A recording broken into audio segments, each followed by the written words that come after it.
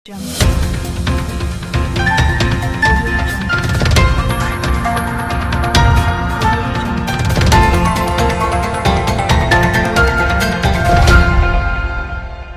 Jungle.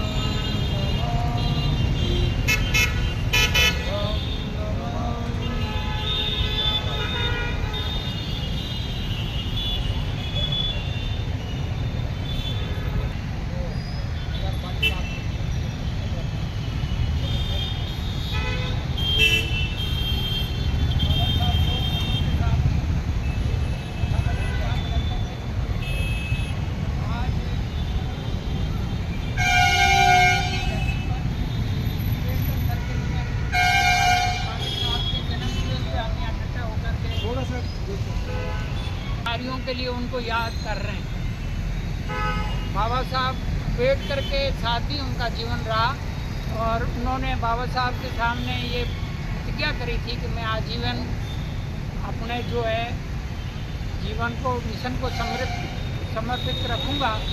तो उन्होंने ऐसा करके दिखाया।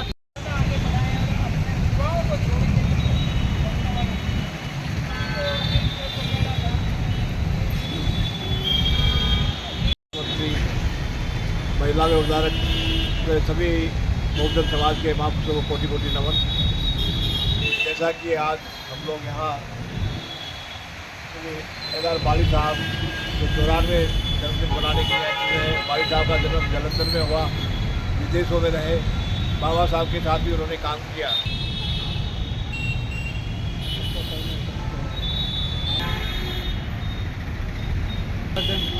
जिनके कारण मैं आज खड़ा हूँ, बहुत में कोटि कोटि नमन। और बाली साहब जो आज उनका 94वां जन्मदिन हम डॉक्टर बाबा साहब की जो सर्किल प्रसिद्ध जो सर्किल है बीकानेर का, हम उसमें यहाँ मना रहे हैं।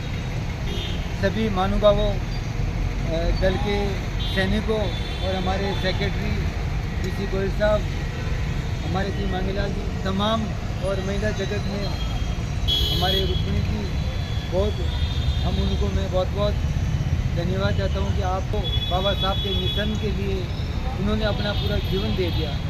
बाली साहब 30 सितंबर 1956 जो लास्ट बाबा साहब से मुलाकात हुई थी, जैसे मुलाकात तो दिल्ली में रहने के कारण वो हमेशा वहाँ जाते रहते थे, 26 अलीपुर रोड।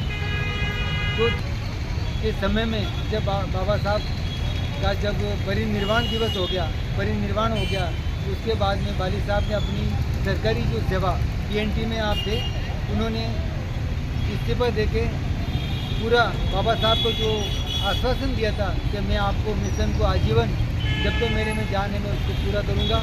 बाली साहब देश विदेश में जाके बाबा साहब और उसका मिशन को पूरा करने में, दल को जीवित करने में, दल की कार्य पद्धति को जीवित करने में 1971 से कंटिन्यू बाली साहब दल के लिए ये जान रहे। 1994 में आए और 23 सितंबर 2017 में भी बाली साहब आए, जिनको समाज रत्न से उनको सम्मानित किया गया है। ये आप सभी के सहयोग से ये कार्य हुआ है। और बाली साहब पक्के एकदम झुंझारू वो कहते थे, वो काम करते थे। इसलिए हम बाली साहब के आज 94वें जन्मदिवस पे हम हैं। और बाली साहब का जो कारवां बाबा साहब के साथ में रहा है ना, वो बहुत ही सराहनीय रहा है। बाबा साहब के कारवां को मतलब अपने उनके काम को याद करते हैं। मैं ये मानता हूँ कि जो पहले जो लोग काम कर गए, वो काम भी हमसे बच नहीं रहा, उसको भी हम बचा नहीं पा रहे हैं।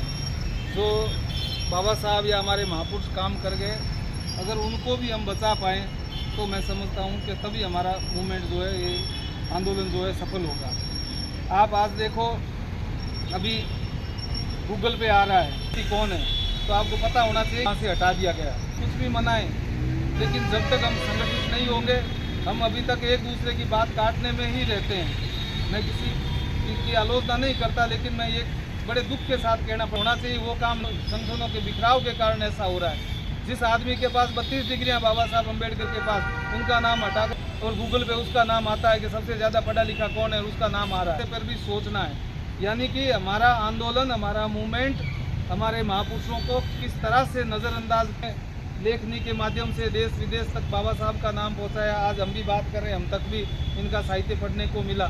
इनके भीम पत्रिका जो थी लंबे समय तक, कभी गोयल साहब ने कहा कि पत्रिका का भी महत्व होता है, लेकिन जिस तरह से अगर हम लोग समाज में काम करेंगे, जो महापुरुष बता के गए उस तरीके से अगर काम करेंगे तो ही हम जिंदा रह पाएंगे। तो हमारे महापुरुष काम करके गए उस काम को जो है हम प्रयास करें कि उस काम को आगे बढ़ाएं, न कि हम आपसी के काम करें। तो मैं समझता हूं कि हम सफलता प्राप्त कर सकते हैं।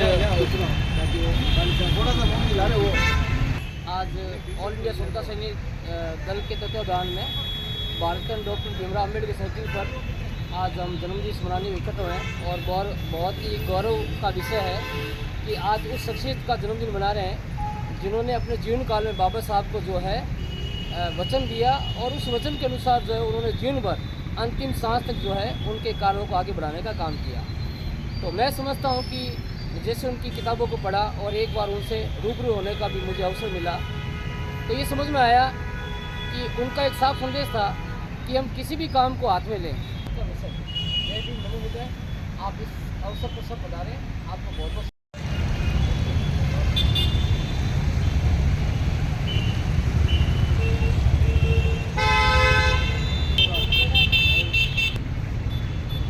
ठीक है जी, बहुत बहुत